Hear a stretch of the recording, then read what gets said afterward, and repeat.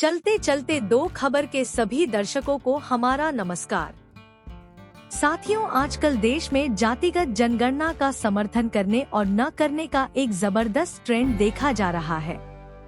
बड़े बड़े नेता, समाज सेवी, बुद्धिजीवी अपनी अपनी रायशुमारी इस विषय पर बढ़ चढ़कर रख रहे हैं। हम सब जानते हैं कि इस देश में बांटो और राज करो की नीति अंग्रेज लेकर आए और उन्होंने भारत पर शताब्दियों तक राज किया। और जब वो इस देश से गए तो भारत भूमि को 3 टुकड़ों में बांट कर ही गए।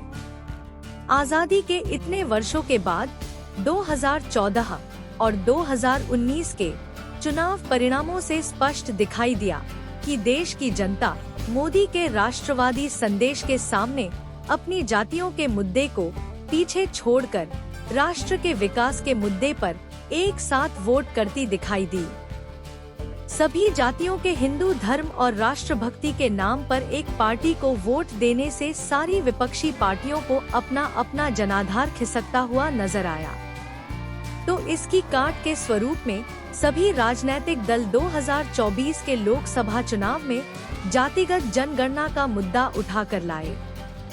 इससे आगे बढ़ते हुए देखिए किस प्रकार चिराग पासवान ये बता रहे हैं कि पूर्व की केंद्र सरकार और राज्य सरकारें किस प्रकार जातिगत वोट बैंक को साधने के लिए उन्हें मुख्य धारा में लाने के नाम पर योजनाएं बनाती रही है।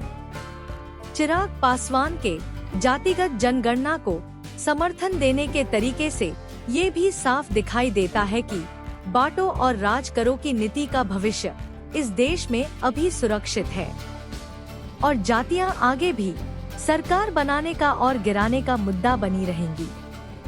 अब जरा ध्यान से सुनिए चिराग पासवान ने क्या कहा। चाहते हैं कि जातीय जनगणना इसका कारण है कई बार राज्य सरकार और केंद्र सरकार कई ऐसी योजनाएं बनाती हैं जो उस जाति को मद्देनजर रखते हुए उसको मुख्य धारा के साथ जोड़ने की सोच के साथ वो योजनाएं तैयार की जाती हैं।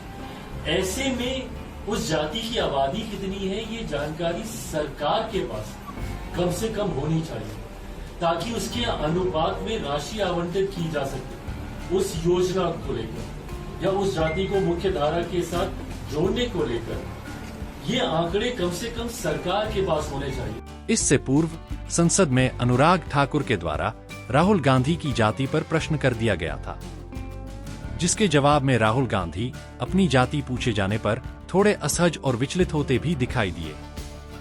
उनकी तरफ से बोलते हुए अखिलेश यादव तो संसद में अनुराग ठाकुर से जैसे लड़ने को ही तैयार हो गए थे। आइए देखिए जरा अखिलेश यादव ने क्या कहा।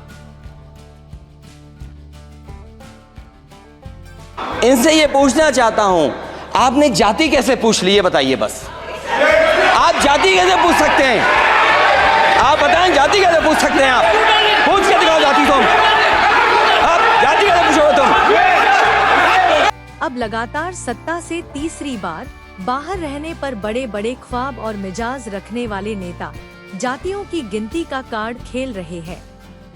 राहुल गांधी तो इतने उत्तेजित है कि भारत के प्रधानमंत्री को ट्वीट करके बता रहे हैं कि जाति जनगणना का आर्डर जनता ने दिया है, या तो आप जाति जनगणना कराओ, नहीं तो अगला प्रधानमंत्री करेगा। उधर हाशिए पर बैठी मायावती भी चुप नहीं रही और कांग्रेस को इस बात पर कोस रही है कि उन्होंने बाबा साहेब को भारत रत्न क्यों नहीं दिया और अब अचानक ओबीसी एससी सेंट जातियों के हितैषी बनकर आ रहे हैं।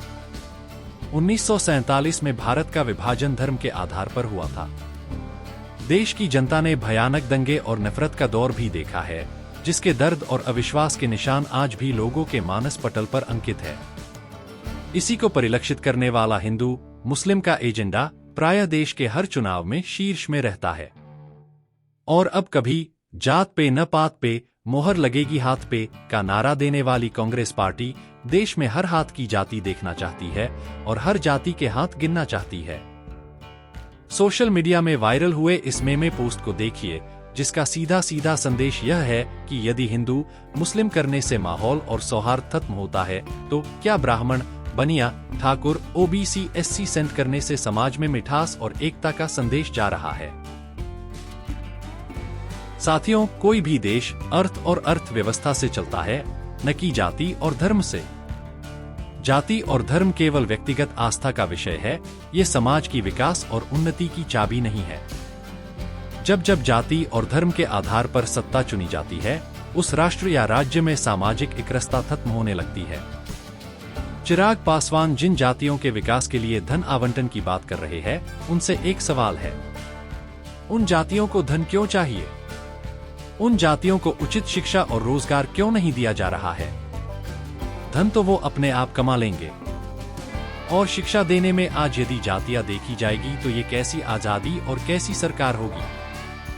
आज के वर्तमान राजनैतिक परिदृश्य में क्रांतिवीर फिल्म का यह दृश्य जनता को दोबारा देखने की आवश्यकता है। इस दृश्य को देखिए और समाज को बांटने वाली बुरी ताकतों को पहचानिए। इस्माइल, इन मासूमों के दिल में इस बचपन से तू दुश्मनी का बीज बो रहा है। इधर आ, असलियत जानना चाहता है ना? इधर आ।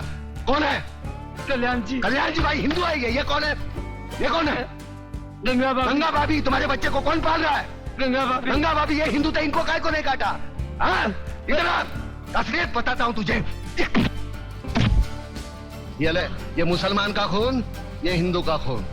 बता, इसमें मुसलमान का कौन सा, हिंदू का कौन सा? बता। साले बनाने वाले ने इसमें फर्क नहीं किया, तू कौन होता है फर्क करने वाला?